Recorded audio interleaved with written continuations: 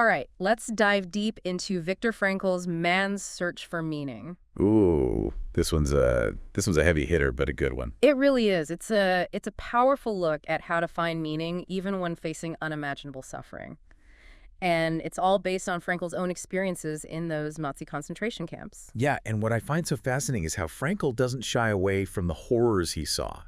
He doesn't sugarcoat it at all. He talks about the psychological journey prisoners went through, and it's not always what you might think. You're so right. Like, I was really struck by how he describes that initial reaction to arriving at a place like Auschwitz. Right. You'd think it'd be just pure terror right off the bat. Yeah, exactly.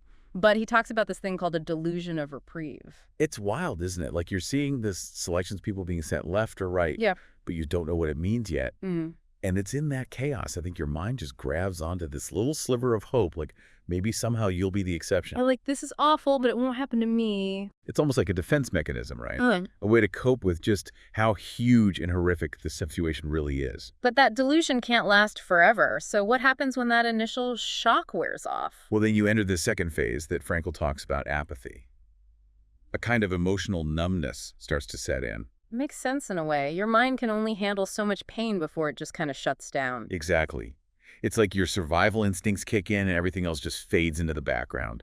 You focus on the absolute basics, food, shelter, just getting through the day. He gives that disturbing example of prisoners scavenging from the dead without feeling disgust. Right. It's not that they've become heartless. It's that their emotional capacity is just completely overwhelmed. Like their minds are saying, I can't feel anything more right now. Just got to get through this minute, this hour. But then there's this third phase that I think is really important to talk about, the period after liberation.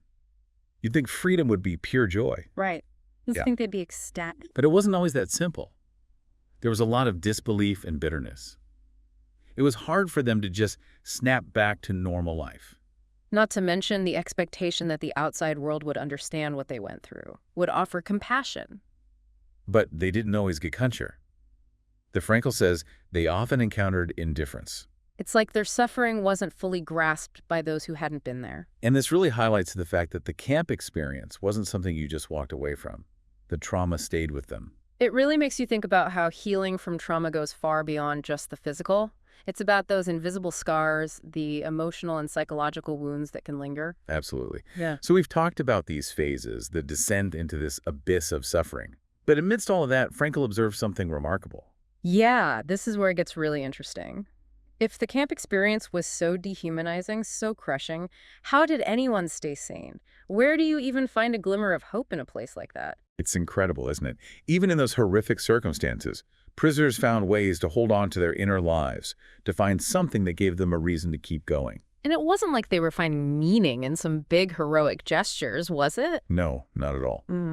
Frankl talks about prisoners finding solace in things like a beautiful sunset or a memory of loved ones or even just sharing jokes to lighten the mood. It's like those tiny acts of meaning-making became a lifeline. Exactly. They were reclaiming a piece of their inner world that the guards couldn't touch. And these experiences were what led Frankl to develop his theory of logotherapy.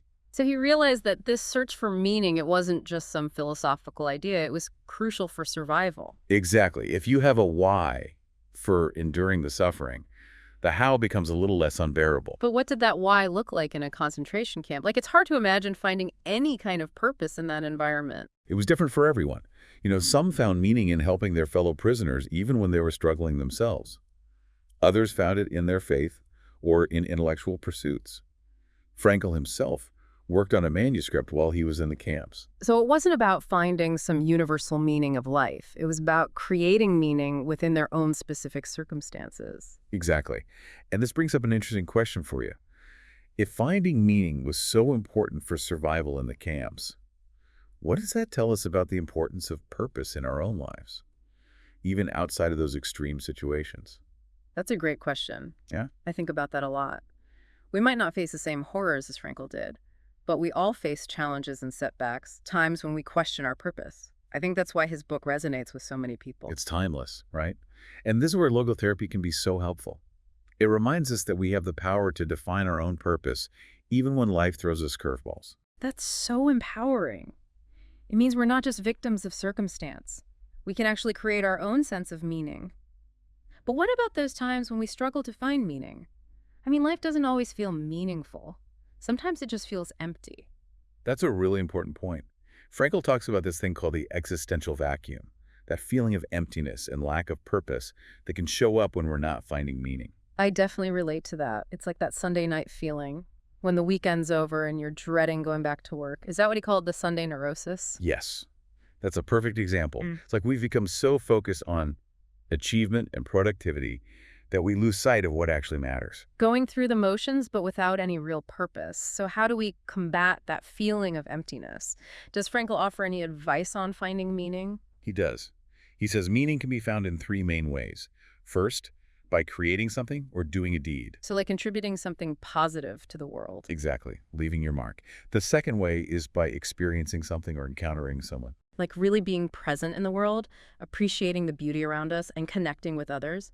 And the third way is through the attitude we take towards unavoidable suffering. Okay, that one's a little harder to wrap my head around. How can suffering itself be a source of meaning? Well, think about the prisoners who found meaning in accepting their suffering and using it as a chance to grow. They didn't deny the pain, but they chose to find purpose within it. Frankl has this great quote, "Everything can be taken from a man, but one thing, the last of the human freedoms, to choose one's attitude in any given set of circumstances, to choose one's own way." Wow, that's a powerful quote. It's like even in the darkest times, we still have a choice. Exactly. And that choice can lead to resilience and even hope. So while we shouldn't seek out suffering when it does happen, we can choose to approach it with courage and a willingness to learn from it. So empowering, but it can feel a bit overwhelming too. Like, okay, meaning is important, but where do I even start? It's a good question. Frankl suggests that instead of asking, what is the meaning of life, we should ask ourselves, what is life asking of me? Instead of searching for some grand universal meaning, we should focus on our own unique situations and opportunities. That takes the pressure off a bit. It's not about waiting for meaning to appear. It's about actively seeking it out, creating it, embracing it. Exactly. And sometimes that means facing our fears head on. Which brings us to one of the most fascinating parts of logotherapy, the technique of paradoxical intention. Paradoxical intention. Now that sounds interesting. Tell me more. So paradoxical intention, it's like you're saying to just lean into the fear. Yeah, kind of. You're intentionally trying to do the thing you fear most, and that can actually take away its power.